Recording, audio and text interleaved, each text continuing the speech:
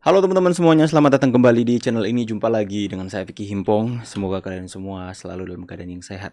Sepanjang sejarah sepak bola Indonesia, baru era ini timnas kita masuk ke dalam putaran ketiga Piala Dunia.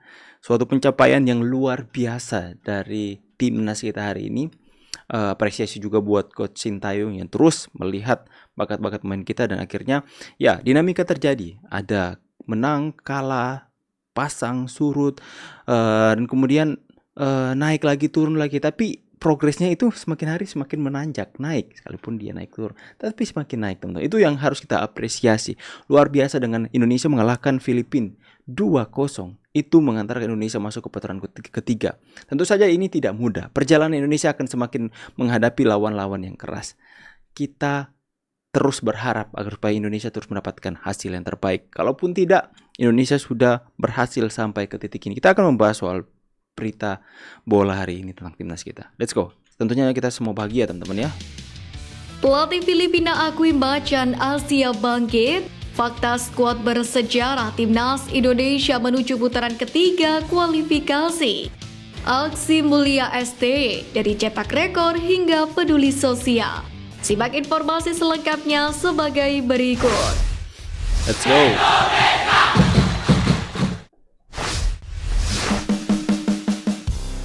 Kagumi Sintayong. STY pelatih Filipina akui macan Asia bangkit.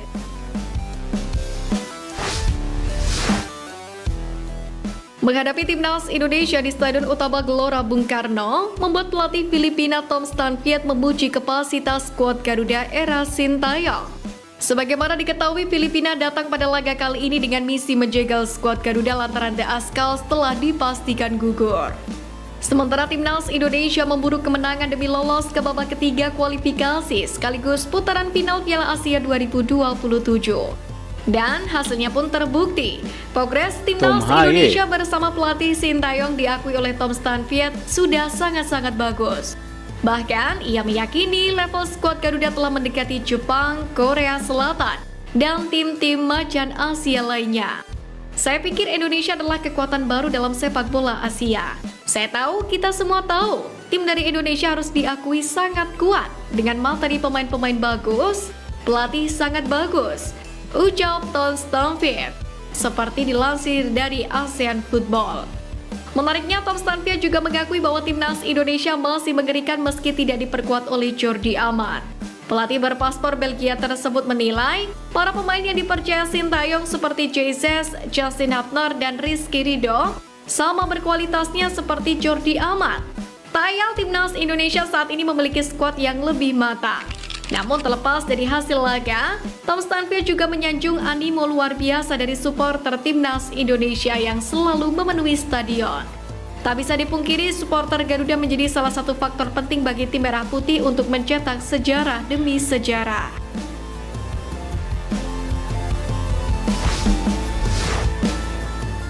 Fakta skuad bersejarah timnas Indonesia menuju putaran ketiga kualifikasi. Yes. Sejarah ya. Pertama, komposisi lini depan mulai ditemukan. Meskipun Ramadan Sananta dan Hoki Caraka telah bermain di kualifikasi Piala Dunia 2026 dan Piala Asia U23 2024, Sintayong memutuskan memilih 5 pemain pengganti di Dimas Derajat, Ragnar Oratmangun, Egy Maulana Fikri, Rafael Strijk, dan Malik Rizaldi. ST menjelaskan Ramadan Sananta dan Hoki Caraka dipromosikan lebih awal memang untuk Piala Asia U23. Selepas itu, pelatih asal Korea Selatan ini nampak telah memulai meracik komposisi utama lini serang skuad Garuda. Namun ST mengindikasikan bakal ada striker keturunan yang kemungkinan menggantikan Dimas Derajat. Kedua, lini belakang telah dimatangkan. Sintayong membuat kejutan dengan tidak memanggil nama Elkan Bagot. Namun para pemain seperti Jesus, Justin Hapner, dan Rizky Ridho telah menunjukkan kematangannya sebagai bek jangka panjang skuad Garuda. Belum lagi nama-nama seperti Nathan Chuaon dan Sandy Walsh yang bisa mengisi posisi bek tengah. Kendati demikian, Elkan Bagot masih berpotensi kembali memperkuat tim Merah Putih sebagai pengganti Jordi Amat yang telah mengalami penurunan performa. Ketiga, pemain jawara Liga 1 tidak jaminan. Dari 4 tim dari Liga 1 musim ini yang telah berlaga di Championship Series, praktis hanya Malik Rizaldi dari Madura United dan Nadeo Argawinata milik Borneo FC yang mendapatkan panggilan dari Sintayong. Namun keduanya juga tidak mendapatkan jaminan tempat utama. Bahkan di Persib Bandung seperti Mark Locke, Rahmat Irianto, dan Edo Febriansyah yang biasanya dipanggil oleh Sintayong, kini tidak masuk ke dalam daftar. Hal itu membuktikan bahwa level Liga 1 masih jauh dari kata kurang untuk mendapatkan tempat di skuad Garuda dan bersaing di kancah internasional.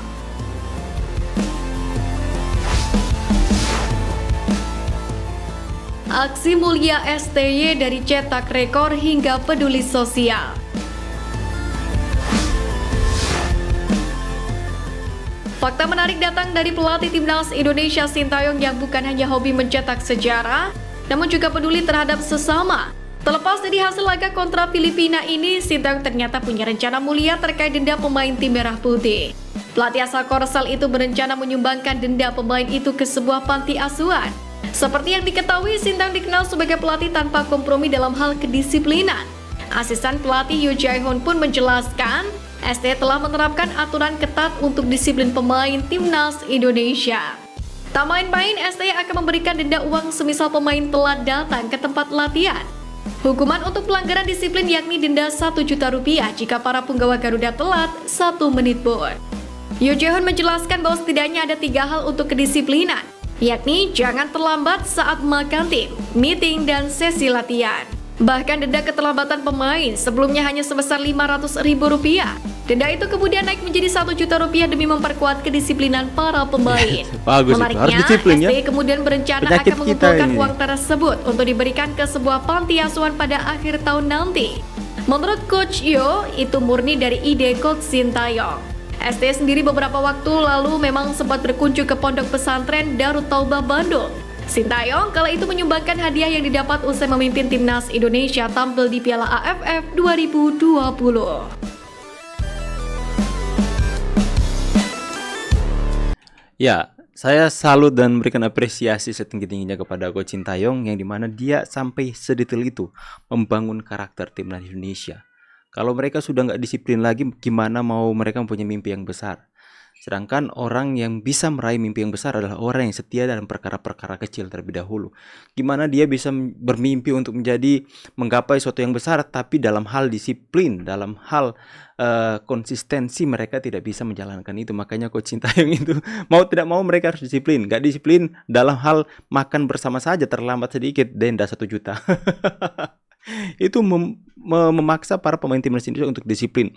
Karena jika dalam hal makan saja mereka sudah disiplin, maka mereka akan mulai untuk disiplin tanpa perlu ditakut-takuti dengan hal denda. Mereka akan mulai disiplin dalam hal latihan mungkin ya. Dalam hal mereka berkumpul bersama untuk menerima arahan dan masukan dari coach dan sebagainya. Hal-hal disiplin itu. Karena penyakit orang Indonesia adalah soal masalah on time dalam hal waktu.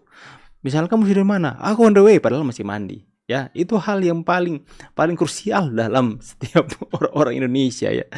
Jadi betapa hal ini yang kita patut apresiasi, bagaimana coach bukan hanya membangun fisik para pemain Indonesia, membangun stamina dan ketahanan para pemain timnas, tapi juga membangun kedisiplinan dalam timnas itu sendiri. Itu luar biasa, patut kita apresiasi.